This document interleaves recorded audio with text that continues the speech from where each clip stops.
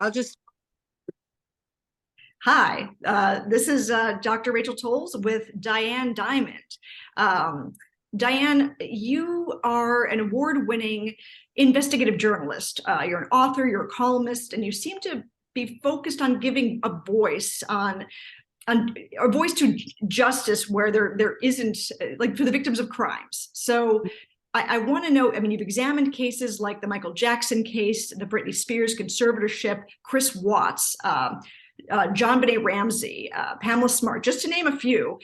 So I can tell from a lot of your pieces, you're focused on not only the victims of certain crimes, but systemic injustice in general.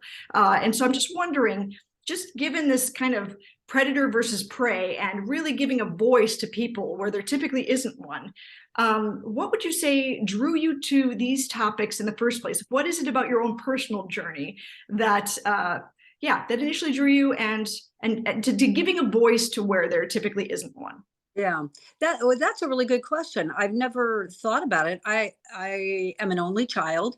I grew up in Albuquerque, New Mexico, with parents who instilled in me, you are your word. Integrity and character are important, and every human being is as equal to you.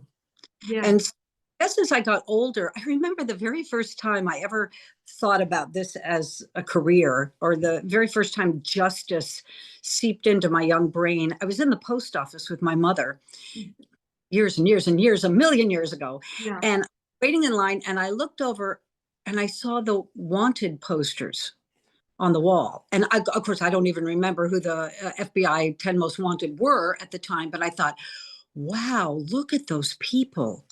Look at their eyes. Who are they really? Why did they do what they did? My mom would never let me get away with robbing a bank, Yeah. stabbing, whatever they were wanted for. And I guess since that time, I don't know, I was 12 years old maybe, I've always just been entranced by human behavior and why people do what they do and the victims they leave behind. And so to tell the story so that people want to listen, I decided you should tell it from the victim's point of view at all, whenever you possibly can. Tell it from the victim's point of view because that really resonates with people. Yeah, it absolutely does, because most people, when they hear about horrible crimes like this, they think, oh my gosh, what if this happened to my mother or my daughter or my husband or my wife or whatever? It just, yes. So in your life, there was not anything in particular that you can pinpoint as even identifying a victim in your life that or Yeah, no, I really had a pretty typical upbringing. I started working really early as a kid because I wanted to buy a car. And my parents said, well, you have to earn the money, you know, at the Dairy Queen. And then I worked at the local TV station at the front desk, answering the phone. And, you know, I never knew personally a victim of murder or rape that I knew of, or any other heinous crime, not even like a burglary or a break in, but I knew it existed in the world. I knew there was evil, and that's what interested me. Yeah. Okay. Well, thank you for explaining that. So yeah. So given um, yeah, this is the next question here. And I apologize. I don't do what you do for a living. I do interview people, but I don't usually have questions prepared. I just go with my intuition. I want to look at now, and of course this will be edited. So, what was one of the most memorable or impactful meetings or stories that you've worked on that you would say has changed your life forever once you experience this particular story or this particular victim or this particular family where you researched and you realized, wow, I'm not ever going to be the same? Wow, that's a really good story. My first thought was I did a story around Thanksgiving time many years ago about a woman who had amnesia, and she was homeless, and these three secretaries took her in and were trying to figure out who she was, and I helped them discover who she was. Wow. It was a very poignant story. The woman actually had been a veteran, Wow. an army. We got her some help. She got back to her family in Nebraska. So that was really, I felt like I really did good there. But the story that changed my life forever was when I worked at the television show Hard Copy, and I broke the story about Michael Jackson being suspected of child molestation. My life exploded in August 1993. I first broke that story, and then I went on with my life. I left Los Angeles, came back to New York, and was working. That was 1993. 2003, 10 years later, I get a call from one of my original Jackson sources saying, "Hey, we have another kid." And so I was the only reporter standing outside Neverland with my camera crew as they raided the ranch with 70 Santa Barbara County Sheriff's Department vehicles and went in. And I was back in the thick of it again. The difference was, though, Rachel, in 2003, there was the internet. And the hate mail that I had gotten in 1993 now became this massive movement on the internet to frighten me, to dissuade me, to besmirch me, Yeah. if you. And my life has never been the same. I still get death threats from Jackson fans who blame me for false reporting or for causing his death somehow. Wow. So yeah, that's the story. I would imagine so. I mean, that was the one that I thought because, and it's such a hot topic. And this is something we're going to get into when I ask you about child sexual abuse, because that's one thing I do believe that continuously gets swept under the carpet in our society. I mean, we talk about gay rights more often than we have before. We talk about Black rights. We talk about Me Too, women's rights, but when it comes to children's rights, and that's why I can't wait to talk to you about the Britney Spears thing too. Even though she wasn't a child, but still her father kind of, and we'll get into it, but just the way a child doesn't have the kind of rights that adults have, and then they don't have the voice that adults might be able to have, but the way something like childhood sexual abuse can impact, and especially with a person who is so famous and powerful like Michael Jackson. And honestly, in 1993, I had people come up to me. Remember now, I had the official Los Angeles LAPD report from the child and parents and the child welfare report. And I knew the nitty gritty details of what was being alleged. Yes. Then people came up to me after we broke story after story after night after night after night for months. Yeah. And to me, pedophile? I didn't know what that was. I had to look that up. Wow.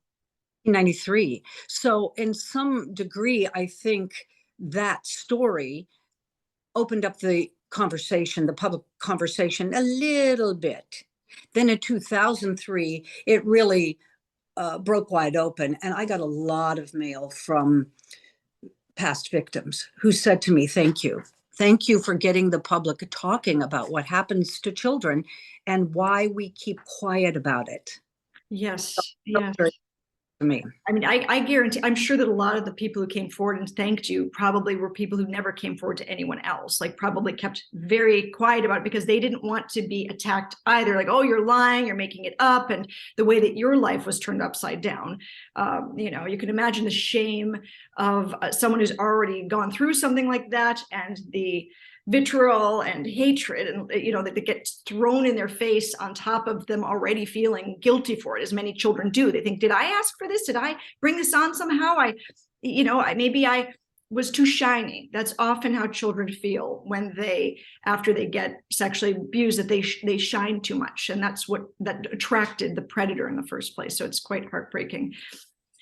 Yeah, I can imagine. So it's really a shame that here you are trying to, be a voice again for these victims, the prey of the predators, and where you then get attacked. And I know that happens a lot. I know that it happens. And it's just unfortunate, because then I can imagine that a lot of people just refrain from even touching these subjects because they don't want their lives to be turned. And I have a friend, a colleague, who was instrumental in the Boston Globe's reporting wide open the priest scandal. Yeah. And he was a very devout Catholic, and it shook him to the core. Not only the story that priests were molesting children in droves, but the reaction of his parishioners to him, like, Oof. how dare you say that about Father so and so and so and so? And he got out of journalism. It was sad. It really badly affected him to his faithful core. And I think the public doesn't realize what investigative reporters who touch these touchy stories have to go through sometimes. Yeah, and you brought up another really good point about just being online and the mob effect and the bullying that can just start happening, that can absolutely in 5 minutes destroy a person's life, because all of a sudden just people are throwing things left and right, and it's like they just all get heated together, and then they think, yeah, let's gang up on this person. And it's like adding gasoline to a flame, and then all of a sudden a person's life is destroyed, whether the information is true or not. That's right.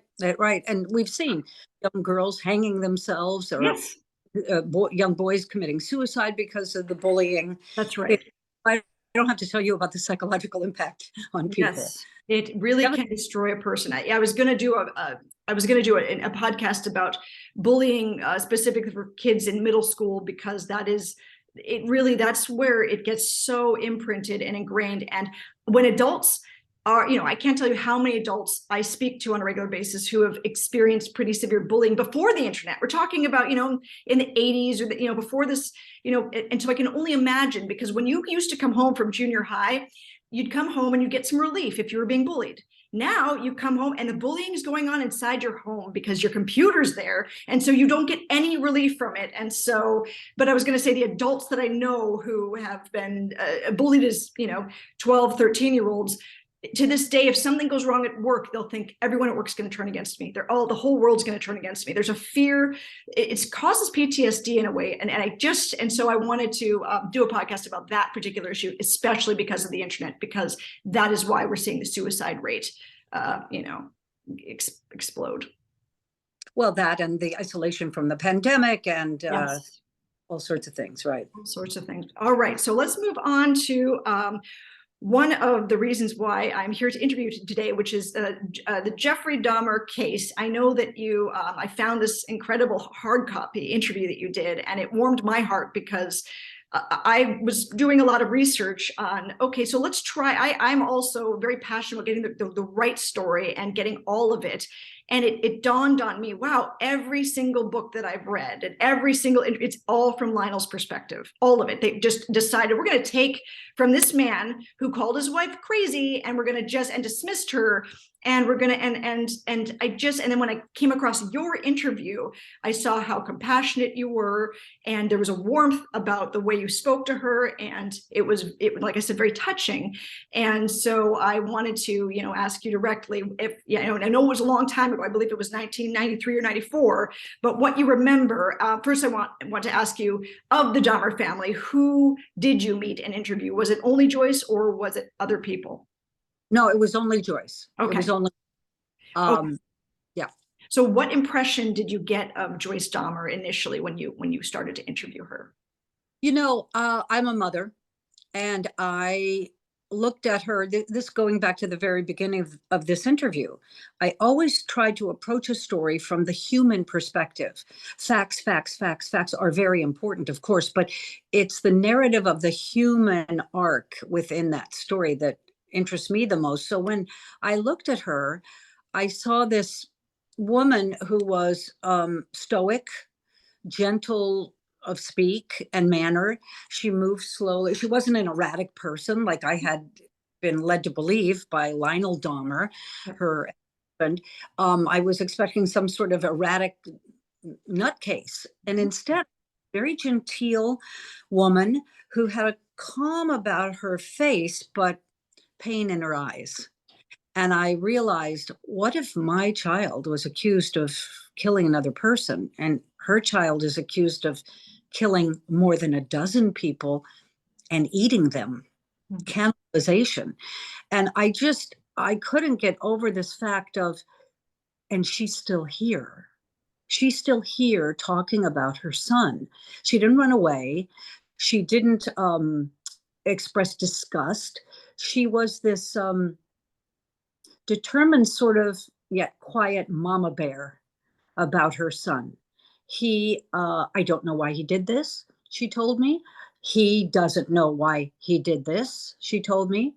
And we both agree, Jeffrey and the mother both agreed that someone should be in that prison studying his brain, studying his mental um, situation, so that it might be avoided in another crime, in another city, in another time. And nobody was there. Nobody came. They locked him in a cage, and that was that.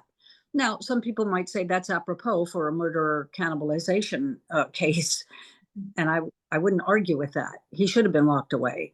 But as society, we should learn from these things. You know, we should learn why David Berkowitz became son of Sam, and the guy stood on the tower in Texas and mowed down college students. And we should try to learn from these crimes. And so that's how I went into this interview. And I really, frankly, Rachel, I just let her talk. You know, who was her son?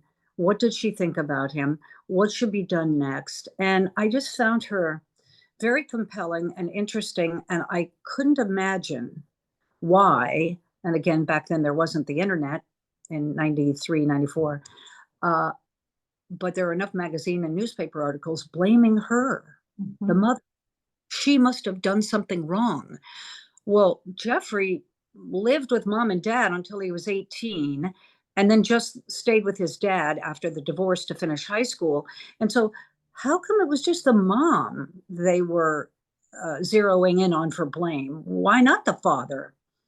And I thought, well, maybe that's why Lionel Dahmer got so out in front of the topic. And he wrote the book, and he appeared on many television shows with his new wife. And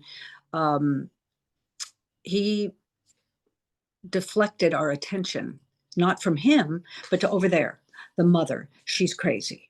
I didn't find her crazy at all. Well, thank you. Yeah, and that's the sense that I got. I didn't find her. I don't even like, even the term. It's like, and we're told like, oh, this is but this is the term that so many men specifically use to dismiss women. Oh, she's crazy. She's crazy, and it's really, really unfortunate. It's very derogatory, misogynistic. We don't even, again, as a culture, talk enough about that. But just and the fact that he got out in front of it even before his book, it seems that he was really quick to not only, okay, I'll be interviewed, I'm going to give this report, I'm going to give this interview.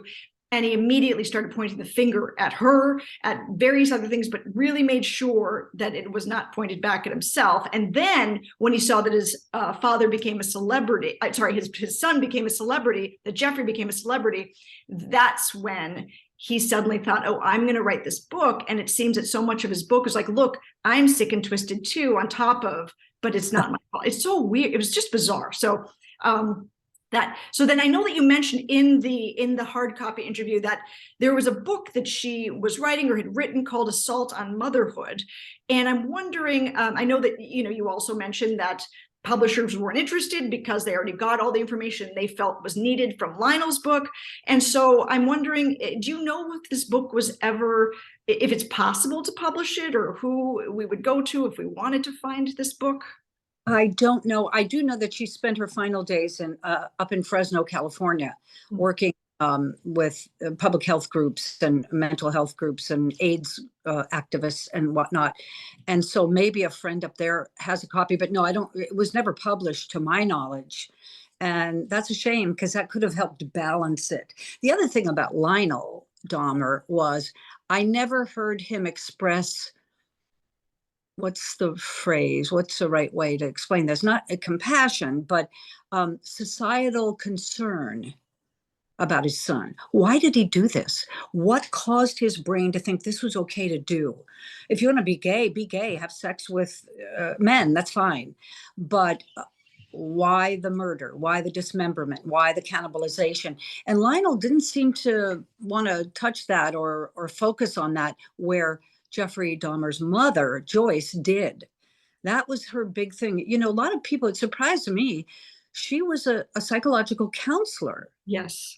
And so, wouldn't she, of all people, I mean, Jeffrey went off and had his own life, but she always stayed in touch. And wouldn't she, being so trained, be able to spot some red flag warning signs in her son? And she said, no, I didn't.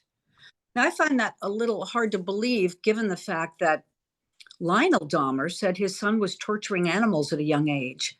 Yeah. Well, yeah, he said he was looking up, he was finding roadkill. And so he was finding dead animals. I think the way that most people across the board agree that it wasn't living animals, but it was roadkill around the neighborhood around age 14. And at that time he was starting to drink, and quite heavily. And so that's actually also where I wonder, how is it, A, where did he get the alcohol? Like, and then B, yeah. Yeah. Why didn't look, there's no perfect parent. Yeah. I certainly perfect parent. My daughter is a wonderful grown-up adult now, and I have grandchildren, but there was a disconnect somewhere in that household between both parents. And again, I maintain, to just blame the mother, that's not fair. Just not fair. It's not fair. Absolutely not. Some of the questions I have were kind of pertaining to Lionel, like, well, also society. Like, so what do you make of the fact that the public just defaulted to like his version, but then to just assume, oh yeah, that makes sense, she was nuts, so, and so inadvertently silencing her. Well, I think it was Lionel's availability. Yeah. He available. Hey, come and interview me. I'm available. I'll even bring my new wife, or my second wife. And Joyce, to my knowledge, never did another television interview except with me. She did talk to a couple of newspapers, I think, but she didn't put herself out there. And I think Lionel put himself out there with the TV. I think he was on Larry King, and then he wrote the book. And so she didn't get her side out there, frankly. In today's world, there'd be PR people knocking not just on Lionel's door, but on Joyce's door as well, saying, come on, let me help you spin this. Yeah. Joyce was just not having any of that. Yeah, exactly. I mean, again, you find this out about your child. The last thing I would think you'd want to do is be interviewed. You'd probably want to find the deepest, darkest cave to hide in for a period of time, just to recover from the shock of your own child. Just one thing after another coming out about him, which it's like, one thing you find out, okay, he's in trouble. Now you find out, oh, he's a murderer. Then you find out that the acts that he was, I mean, it's just to try to even put that together in any kind of way that makes sense. I just think that any normal parent, because if you think of even mass shootings, which I'm going to ask you about your thoughts on, but just like most parents aren't, oh, interview me. I want to talk about, it's like most people want to get their bearings first before they can even think about interviews. Yeah. And Joyce told me that she talked to Jeffrey once a week at least, and she would go and visit him as well in prison. I don't know what Lionel did. I don't know if he spoke to him. I don't know if he ever went and visited his son. Maybe he did. But as a journalist, I always keep contact information for people. And the minute I heard that Jeffrey Dahmer had been killed in prison by another inmate, I called Joyce. This is years later. I interviewed her in 93 or 4, and he was killed in 94, right after Thanksgiving. Oh, he was killed in 94? Yeah. He died in 2000. That's right. Anyway, I called her, and she picked up the phone and she was sobbing. And I said, Joyce, it's Diane Dimond from Hard Copy. I guess you've already heard. And she said, yes, the prison called me. I heard he's at peace. But she was just, that was the sum total of the conversation. But I just felt so mother to mother. I just felt such profound sorrow for her, because she wanted to do something for her son. She wanted to understand why he did what he did, but she wanted the public to understand it, law enforcement to understand it, to maybe stop it in the future. And she never got any of that. Yeah. So, and what's interesting is Lionel was the self-proclaimed scientist, and yet when it came to donating his brain to science, it was Joyce that said, I want this to happen because I want to understand it. It was Lionel who said, no, cremation, let's get rid of it.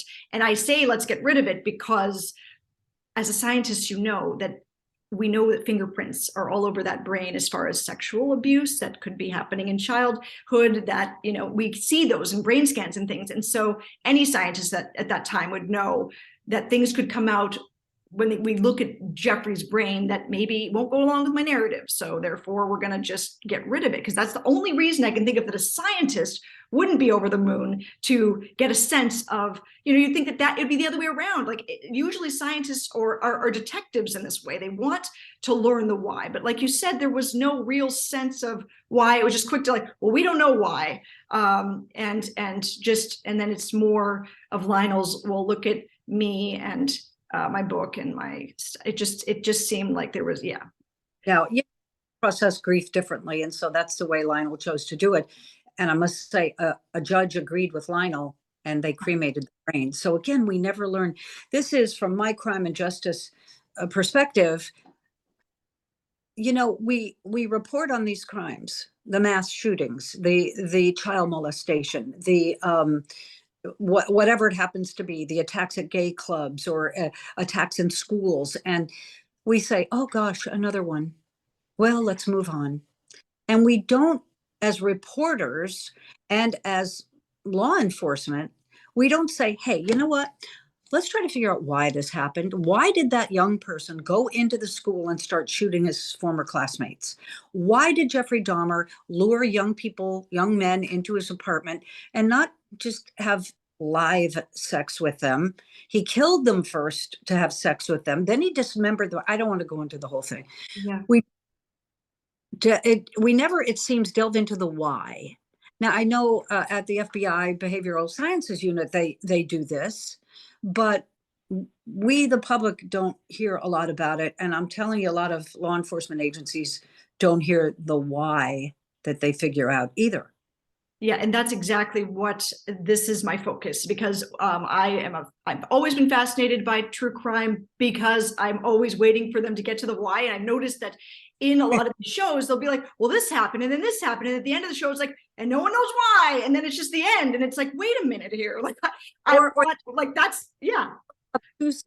A mention of, well, you know, he had a bad childhood. Yeah. My father had a bad childhood. He didn't go out and commit crimes, you know, because so anyway, we're on the same wavelength with that. Yes, so that's where my passion is getting to the bottom. So I see these people, because I always, my theory is about what you should be doing in life. Where are you a true detective? This is what I look at. So when I look at medical doctors, for example, as you probably know at this point in your life, there aren't a great deal, many good medical doctors out there. When you find a good one, you're like, okay, I got to hold on to this one. And that's because most people aren't supposed to be in certain fields. A lot of people become doctors because their parents will be like, oh, be a doctor. But the really good medical doctors are true detectives. They're the ones that are waking up in the morning and saying, it's diabetes, and they figure it out, and then they like let their patient know, because they're constantly putting together puzzles. And I feel like that is a huge part of your job, is putting together these puzzles, because that's where you're a true detective. And this area that we're talking about is where I feel like a true detective, and it's starting to blend a little bit into your world, because I do want to help the, you know, society, the world figure out, because I have a theory about, you know, we went from the well, I've got so many places I want to go with this, but the first thing I want to mention, just to quickly touch on Joyce and her grief before we move on from Joyce. I don't know if you knew this, but, you know, I didn't know that you called her and that you heard her sobbing. Jeffrey was killed in 1994, November 28th. His mother died 6 years later to the day, almost November 27th. So the day right before, of breast cancer. And a lot of people have theories that sometimes breast cancer can be unresolved grief, that a lot of times I know that's a bit of a woo-woo idea, but a lot of times when we bottle up emotions and we don't express them, or we experience something so horrific or painful, our bodies can kind of turn against us in these ways. That's interesting. I did know that she struggled with breast cancer before she died of it. Okay. And it was one of the reasons, if I'm remembering correctly, I might be misremembering this, but I believe it's one of the reasons she didn't go the Lionel route. She stayed quiet because she was battling breast cancer, but I'm not positive about that. I think she died of a recurrence of breast cancer. I'm just not sure when she first had it. Yeah. Okay.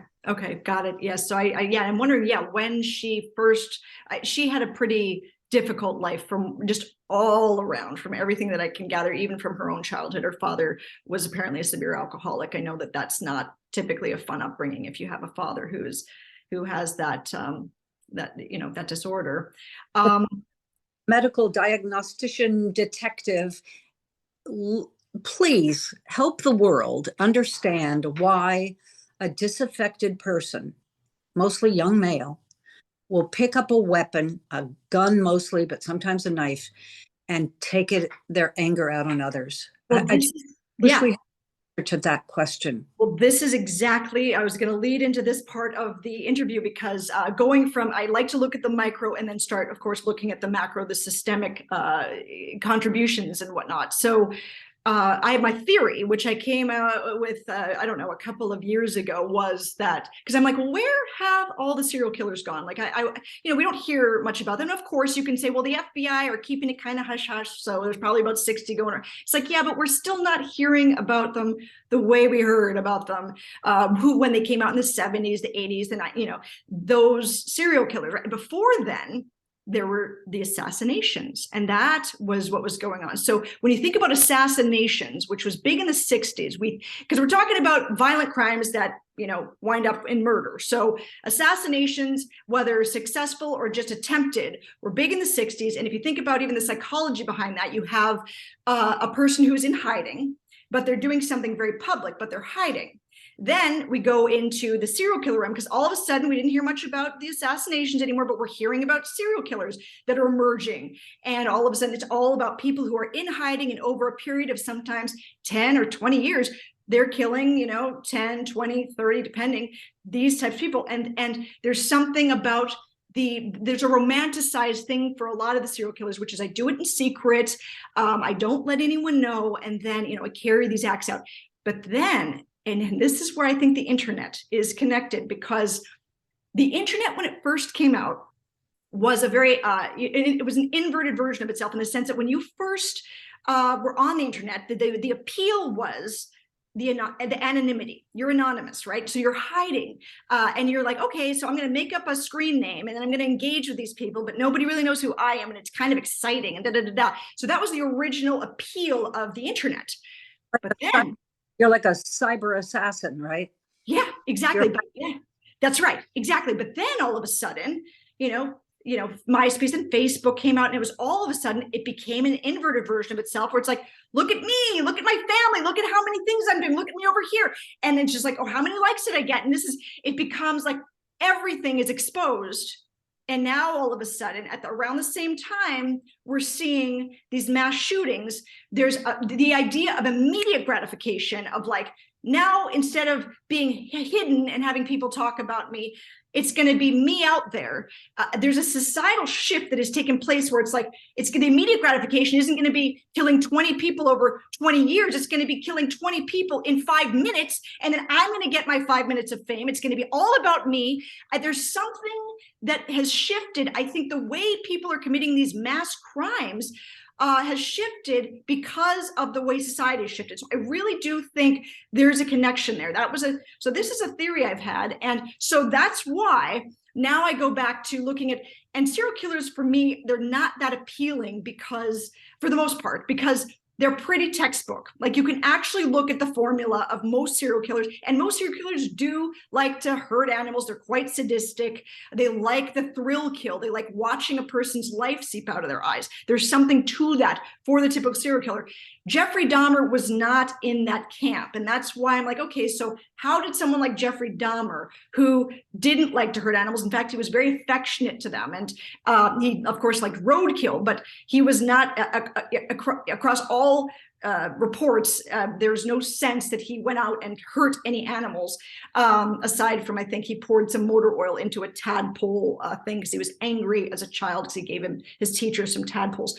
But and then she gave him I don't know exactly what happened, but apparently that was the only time that I know that he went out to hit. But the bottom line is, if my feeling is, if we can find out the why, which we're talking about, and we can get to the sense of, okay, and I do believe this is where childhood sexual abuse comes in. And this is why I think it's connected, because I think in the formula, we're likely to find, if we can at least talk more about childhood sexual abuse, I think it's in almost every single one of these cases, whether they're open about it or not, because there's something that can happen to a child's brain. I mean, we know that childhood sexual abuse causes brain damage, period. It causes brain damage. That's why, again, if a father, like let's say Lionel, and I'm not, of course, coming out and accusing him, but let's say that he did something to Jeffrey, that is exactly why you wouldn't want to look at have somebody look at a brain, because you'd be able to see it. They actually had a study where they compared Vietnam War vet brain scans to those of children who have been sexually abused.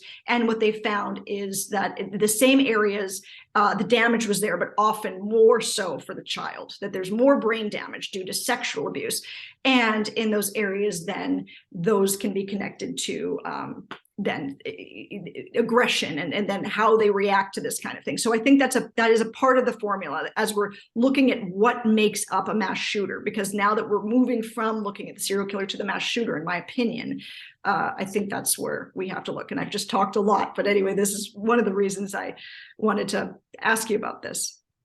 Well, I know you're absolutely correct. In 1970, there was this spike of interconnected murders. And that's when the FBI's behavioral sciences unit was formed. Yeah. There, John Douglas and others started saying, wait, there's a connection here. The murder in Colorado was the same in California, and then in Texas, and that's the same MO. And they started to put it together and really study the serial killer, the Green Beret killer, the no, I'm sorry, he killed his family. The Green River killer. Yes. I meant Ridgway, yeah. Ridgway, all of those were in the 70s. And the FBI took this preemptive step to say, we got to study these brains. We got to go and we got to talk to these people. We've got to interview them on camera. We've got to look and see if they have the same tick, and it makes me wonder, we now know this, that the FBI did this. Yeah. It makes me wonder if the FBI is still putting that much effort now into trying to identify, before they strike, the mass shooters and the mass killers. We just had one in a gay nightclub in Colorado, for example. So they're still happening. And it's my hope that the FBI, I think they're calling it something different now. It's not the behavioral sciences unit anymore. They have some other fancy name. I hope they're studying that. I hope I think they were studying assassinations in the 60s, willy-nilly, serial killers in the 70s. I don't know what they're doing in the 80s, 90s. I don't know what they're doing now, but I would hope that they would be. And most importantly, sharing their findings with other law enforcement agencies. Exactly. And that's why, because I haven't heard of a lot of FBI stuff, I'm talking to a psychologist who's a behavioral analyst and ex-FBI person, because he studies body language and that kind of thing. And I told him this theory. I thought, I think we've got to figure out, and I didn't get a sense from him that a lot was going on.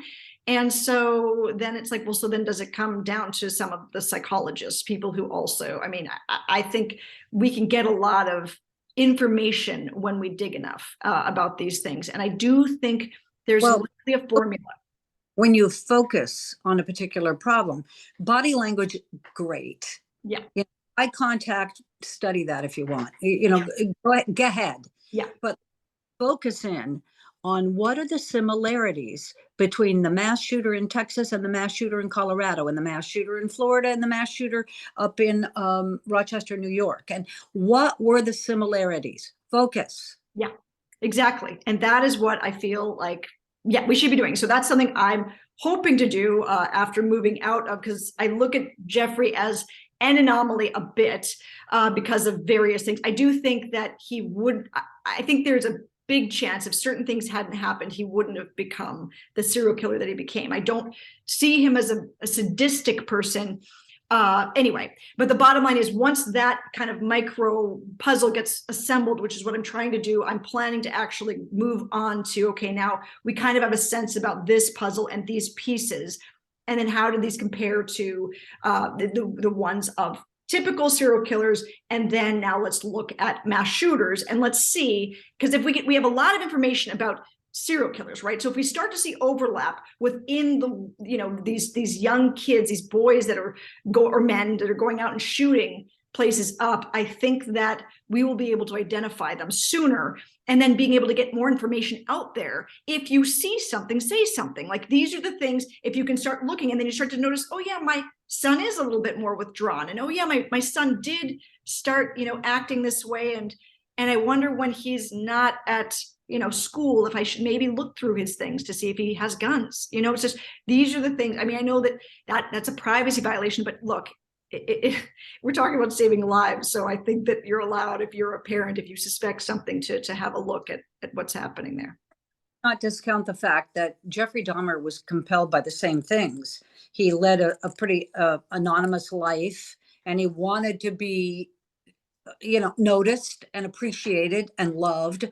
But the difference with him was his homosexuality, which had to remain secret.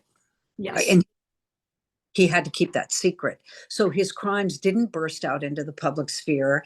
They remained secret because at the core was his attraction to young men. Yes. That's just my armchair, know nothing. Yeah. Well, and I think that had he been able to, I do think that had he been able to express his being gay, and even Lionel said in an interview, had Jeffrey come out to me, I would have sent him to conversion therapy, and he was still standing by that. So yeah, so it's so clear, the one person that he was trying to, and meanwhile his mother Joyce was working with AIDS patients, so most of them were probably gay at the time. So sure. It's fascinating. Anyway. Yeah, so I guess I'll just ask one more question, and then I want to move on to your book, just about, I mentioned that childhood sexual abuse is something that just gets swept under the rug, and the blind eye response, I think, is a huge. I do think some of the blind eye response to that is a huge part of what then gets squashed and potentially then becomes an erupting volcano that is connected to some violent crimes like mass shootings or just murder in general. So I guess, do you have a take on, what makes somebody go on to commit multiple murder? Like, what's your take, basically? What do you think? Do you think it's connected to something like this, or what is the sense that you've gotten? I know you don't really study. I complicated. I think some of it can be hereditary mental illness. Yeah. I think we should never discount childhood trauma. Yeah. That could be watching your parent die in front of you of illness, murder, or something else. And it can be child sexual abuse. This, I agree that there's been a blind eye to child sexual abuse and its later in life ramifications, but we've come a long way since 1993. True. I first that police liked Michael Jackson for child molestation, and everybody said, she's got to be crazy. What? But having said that, I think there are countless thousands, maybe hundreds of thousands of people walking in the United States of America right now, harboring the terrible secret that they were sexually abused, sometimes tormentingly sexually abused as a child, and they never told anybody.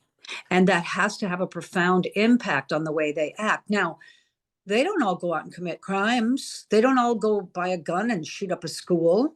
They don't all stab their partner to death. Correct. They don't all go into a dormitory room in Idaho and stab 4 young co-eds. Yeah. They don't do that. That's right. So is it in the sexually abused child who later in life does pick up a weapon? People, and I'm not qualified to answer that. Yeah. I don't know what causes it, but I do know we don't pay enough attention in society to what hurts children. Yeah. And I know, yeah, exactly. And yeah, I cannot wait to read your book on Michael Jackson, because that was so brave. And And it is so heartbreaking, and it really does go to show when a person has that much fame, how much power they have. And we see it time and time again, whether it's with children being sexually abused or women, like the Harvey Weinstein case. I mean, like we see so many times where like people just keep letting it go because it's like, well, they're really powerful, so let's just not address it. So it's, You know, there, I'll just say real quickly, I think it's chapter 8 in my book. It's called Be Careful Who You Love Inside the Jackson Case. Um, I devote a whole chapter to Ken Lanning, who was a special agent at the FBI in the Behavioral Sciences Unit, who wrote the profile of a pedophile. Who is a pedophile? How can you spot one? And so if someone out there listening is interested in this topic, or not particularly my book, just go to chapter 8. And by the way, I just updated the book with 4 new chapters in the audio version. If anybody's interested, I think you can go to Audible and download it for free. And if you listen in 30 days, you don't have to pay or something. But anyway, thank you. Yeah, no, thank you. Yeah, I can't wait. I'm going to get the audio. Yeah, I want to hear the audio because I think I've got a used copy, so it's probably one of your originals. Yeah. All right, so I want to move on to your latest book. It's the 4th book that you've written, and so you're finished this book. It's about Britney Spears, which I think is another very hot topic, because almost everyone in the world, if not everyone, for the most part, knows that Britney Spears had this thing happen to her. It's called conservatorship, and in other states, it's called guardianship. But no one really knows what this means. Like we just know that a lot of people know, well, her father had control 14 years, which is almost, I mean, because from what I understand, there's a typical 6-year timeline that the conservatorships happen if we look at so can you give us a sense, because I think a lot of people out there are either misinformed or have no information, very little information. What is a conservatorship or guardianship, and why were they originally created? Yeah, and the book, of course, begins with the Britney Spears case, because that's the one who that case catapulted into the headlines, and everybody said, guardianship, conservatorship, what is it? So this book sets out to explain it and explain the downside of guardianship. Most states call it guardianship. It is a state-run system, started in the last century, and it was designed to help old people who had no one around to take care of them. Their children had gone off to the big city for jobs and left them, and they were all alone. And so the state would appoint a guardian to take care of that person. If there was no family, it was a stranger would come in and help. They'd take their personal care issues. They would take their financial issues. They would decide if the person should stay in their own home or go to a nursing home. And so that's how it started. So then that explains why not just power of attorney, for example. That's why someone doesn't just say, we'll go to power of attorney versus conservatorship. That's right. Conservatorship has been around. I'll tell you, it started with the Osage Indian tribe. Wow. And the state's government wanted the land that they had given to the tribe because it was full of minerals and oil and riches. And the United States Congress, I don't want to get too in the weeds here, decided to guardianize all of the Osage tribes people and appoint Anglo-Saxon guardians to go and manage all this money the Indians were suddenly making, because after all, they were heathens and they couldn't possibly know how to spend their own money. So it's morphed over the years. Along the way, disabled people who needed help got guardians because they got Medicare or Medicaid funds, sometimes $10,000, $12,000 a month, but they weren't able to handle it. So now intellectually and physically disabled people started getting guardians, and it's grown and it's grown and it's grown. And people hear about Britney Spears. There are between 1.5 and 2 million Americans currently under guardianship. And we don't really know what it's all about. Well, I'll tell you, at the core, somebody files a petition to guardianize your mother, say, God forbid. And your mother may not even know that petition is going to court, and you may not know. You probably don't know that the neighbor next door wants to guardianize your mother because she wants your mother's property. The judge sees this document that a lawyer has made and says, oh, the woman is incapacitated, needs help. Okay, that person's under guardianship. Judge, so many guardianship petitions put before them, they don't have time to vet them. So they just approve them. And once in guardianship, you've lost your civil rights to hire an attorney, to get married, to decide where you're going to live. You can't vote. You can't write a check. You can't access your savings account. You have you're dead in the eyes of the law, and your guardian controls everything. Well, say you've had a stroke and you're hospitalized and you go home, you recover in 3 or 4 months, but you've been guardianized. Good luck trying to get out. And some stranger may have been appointed to take over your finances. And so you're older, you have $1 million in the bank between your bank and your house worth and your cars and your artwork. You're not in charge of it anymore. Your guardian is. And it's really, really hard to get out from under a guardianship. So that's a long way of saying my book explores dozens and dozens and dozens of cases of, in my opinion, legal malfeasance, judge malfeasance, and decimation of human beings' lives under the guise of protecting them under guardianship. Wow. We got to get control of this system that's largely unsupervised. And the US Congress has known about the problem since 1980 something, and they've never taken a step to regulate it. So this is something, and it's just terrifying. The more I hear about it, the more I read about it. And you mention, okay, let's say someone does put my mother under guardianship. What are the steps that I would have to take to get her out? Well, lots of luck with that. You're going to go to a lawyer, of course, or you may just show up in court and say, or may I speak? And the judge will likely say, no, you may not. You must hire a lawyer to come in and speak for you. Okay, so you hire a lawyer who probably doesn't really know a lot about this secretive world of guardianship, because these cases are mostly closed. They're sealed by the court because they involve medical, HIPAA protected issues. So you have hired a lawyer and he goes into court, and he or she, and they don't really know what's going on, but they know they're up against another fellow lawyer, and it drags on and hearing after hearing. Meantime, you're paying $300, $400, $500, $600 an hour. And so is your mother's estate, because she's paying the guardian. And the guardian has the right to hire their own lawyer, and your mother's paying everybody involved.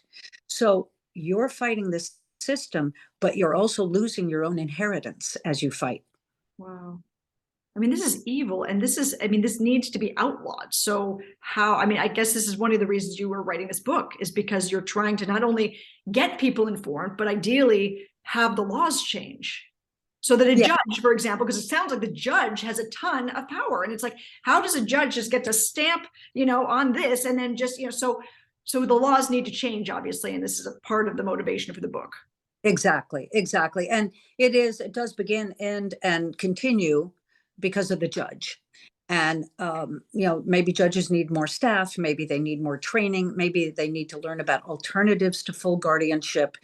Maybe they should stop just willy-nilly rubber stamping people incapacitated, because who are declared incapacitated, you have no more control of your life. Your guardian can go to the judge and say, Your Honor, I've spent all the money in the savings account. So to take care of Rachel's mother, I have to sell Rachel's mother's house because I need more money to pay the staff I've hired to take care of Rachel's mother. But there's this power of attorney. So can I just ignore it?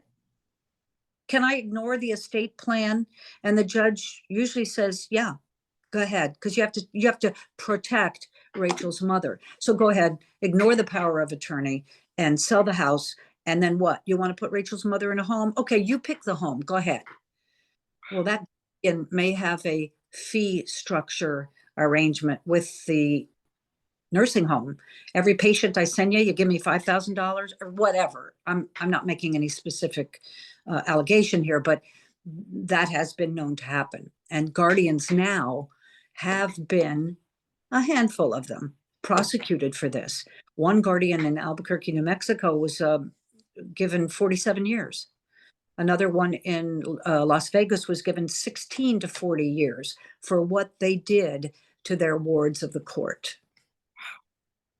Wow. Yeah, hours about this, but Well, the no, book, I mean, it's so fascinating. It's terrifying. And I really think this is a topic that everyone needs to know about immediately, because it's all about protecting those you love, including yourself. Because from the sounds of it, a stranger, a neighbor, anyone, an angry ex-husband can say, you know what, I have a bone to pick with this person, and I do know the laws, so I'm just going to go ahead and, try this. And then it works out. And then all of a sudden, there go your rights. yeah, So is there a difference in genders when it comes to who typically falls victim to this guardianship or conservatorship? absolutely. Women, elderly, widowed women, and who usually takes care of them? Their son or their daughter? It's usually one of their daughters, or the only daughter takes care of the elderly mom or the physically disabled child. You know, a lot of times in a family where there's a disabled child, the parents divorce because it's so tough.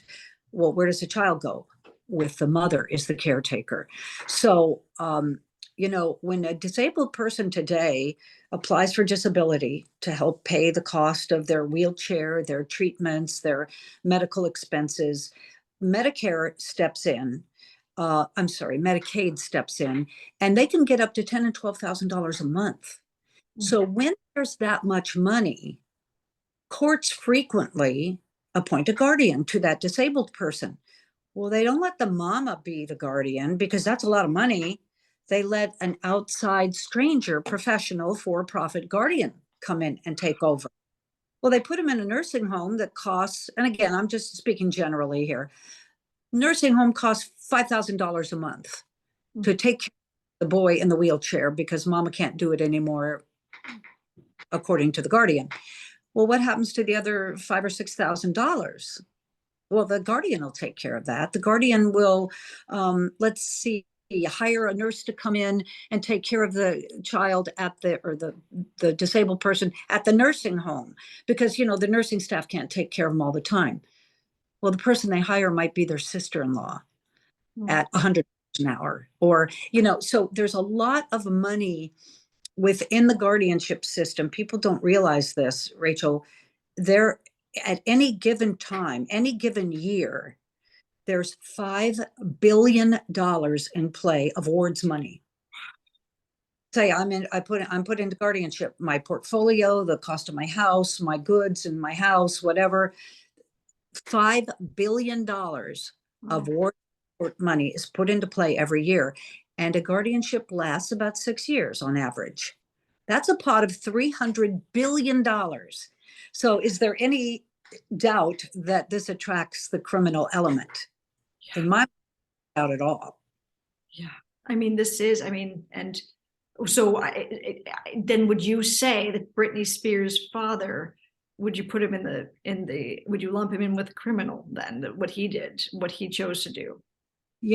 I think, my personal opinion, I don't write this in the book, but I do give you a very good accounting of how much money he made off of this. Millions and millions of dollars he went into his own pocket to keep his daughter working, but keeping him and a co-guardian in charge.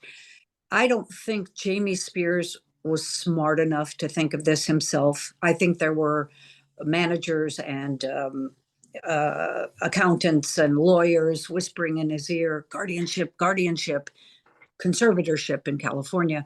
Let's go for conservatorship. And that's why he pursued it. Did he enrich himself unjustly? Yeah, I think he did. I think the court will find that too if she continues to pursue. Brittany wants to pursue criminal charges against her father. I'm not sure she'll succeed in that, but unmasking the whole accounting of it will be fascinating. Yeah, and I know that the unmasking is pretty difficult because you mentioned HIPAA. Like there's so much secrecy that goes around. So how did you, and does one get information if it's so secret? Well, you get confidential sources who talk to you, but if you're smart, you also get them to get you documents to prove what they're saying. People can say all sorts of things, but let's help me prove it. Family members of conserved individuals, wards of the court, their family are in most jurisdictions able to get copies of documents about the court proceedings. So I urge everybody, if your loved one is in a guardianship, go to the clerk of the court, ask for the documents, the court docket, which gives all the dates that you were in the courtroom, all the associated documents, and keep them in a binder. And I got my hands on a lot of those documents. And may I say, the families who did this were so frustrated and so angry and at their wits' end that they were really courageous to talk to me, because they were up against really stringent gag orders not to talk to anyone outside the courthouse. I have a case of one woman in Santa Fe, New Mexico. Her common law husband was guardianized by his daughter. His absent daughter decided to come back and claim right to lots of his money. And she spoke to her friend about the guardianship case that was going on in court. Her friend posted something on Facebook, just a little blurb on Facebook, and the woman got sanctioned for $25,000 for speaking outside of court. So these families have remained quiet for years and years and years for fear that they'll be fined or even put in jail for talking about the cases. That's how secret this system. Oh, it seems like they built it up. I mean, how it was set. Do you think it was set in place? I mean, I know what you said, that it was set in place originally to say, well, this is to help the elderly if they don't have someone to take care of them. But it sounds like it's possible that it could have been really out of greed, that was, or do you think it turned into the greed? I mean, what came first, the chicken or the egg, I guess is what I should ask. One of the first instances I found was with the Osage Indian tribe, and obvious greed on the part of the United States government and the officials they sent in to be the protective guardians of greed. Now, listen, I gotta say, Rachel, there are a lot of guardians that are fabulous people, and there are a lot of guardianships that work just fine. If my parents are both gone, but if I had gone to court and said, I would like to be the guardian of my mother's estate, my dad is gone, and they appointed me as the guardian, and so my name is on the bank accounts and on the house and whatever, that works just fine if you have a loving family member to be guardian. But too often, there's a scurrilous person within the family who wants it all. They want to be the guardian. And then they want to take the ward and ship them off somewhere because they don't really want to take care of them. And they take the money. So there are bad family members, but there are good guardians and there are good guardianships. That's not what this book is about. This book is about countless, thousands and thousands of cases I've discovered since 2015 that have taken advantage of wards. They have isolated them from their loved ones. If you go in and complain that they're not letting you see your mother enough, they'll just ban you. The guard can ban you from seeing your mother because you upset her. Wow. And you have a dysfunctional family. Wards are frequently over-medicated to keep them compliant.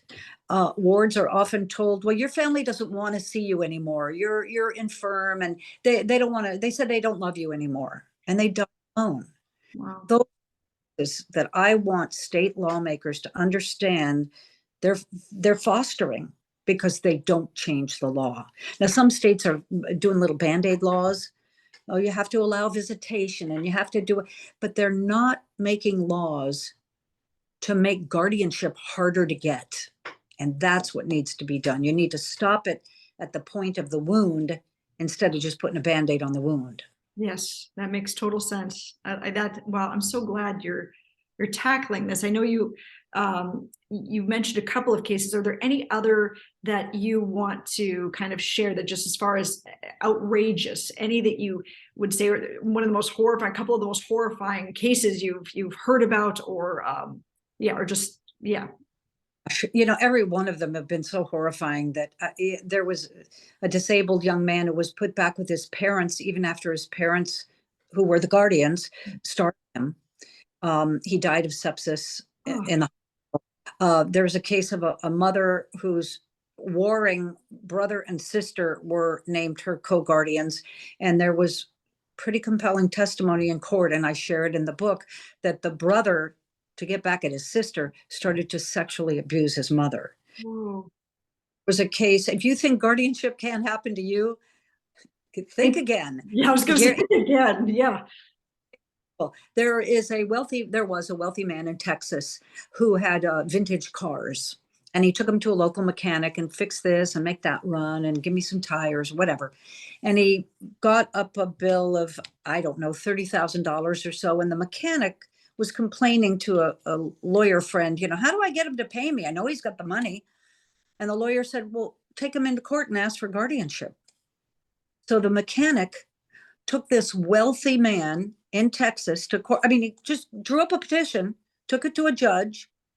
The judge said, oh, he's incapacitated. If he's not paying his bills, okay, you're the guardian.